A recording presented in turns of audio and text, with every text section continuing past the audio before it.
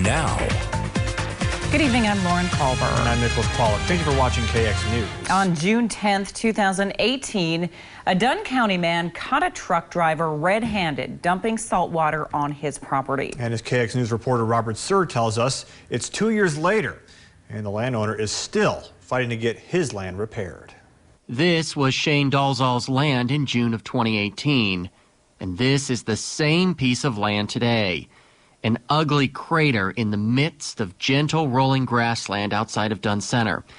I'll let him explain what happened on that day in June. We were checking crops and cattle, and we caught a guy illegally dumping some flowback water, which happened to be Marathon's water, and this is what we got left after 2 years. That driver was George Baker Jr., a truck driver for SBT Incorporated. Baker told police he was, quote, sick of waiting for trucks to unload at the saltwater disposal in Halliday, and waiting in line was costing him money. Instead, he elected to randomly pick Shane's land to unload. SBT was ordered to clean up the 100 barrels of salt water, and at first they were cooperative. But documents obtained by KX News show the company hasn't been on site since June 18th of 2019, and Shane has taken notice.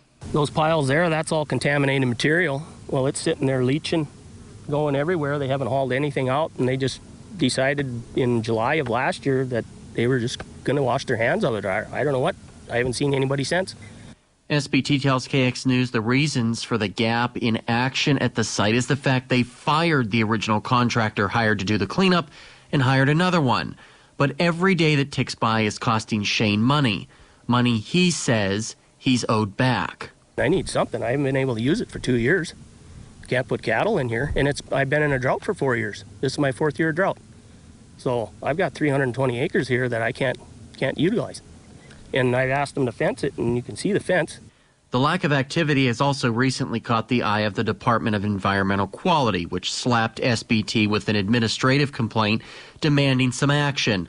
Carl Rockman is the Water Quality Division Director and says they want the land fixed soon. We are committed to using whatever we can to make sure that that happens. And it's taken longer than we would have liked. I know it's taken longer than the landowner would have liked, but we do continue to pursue it. And our goal is to get to that end point where the site is back to what it was before the spill.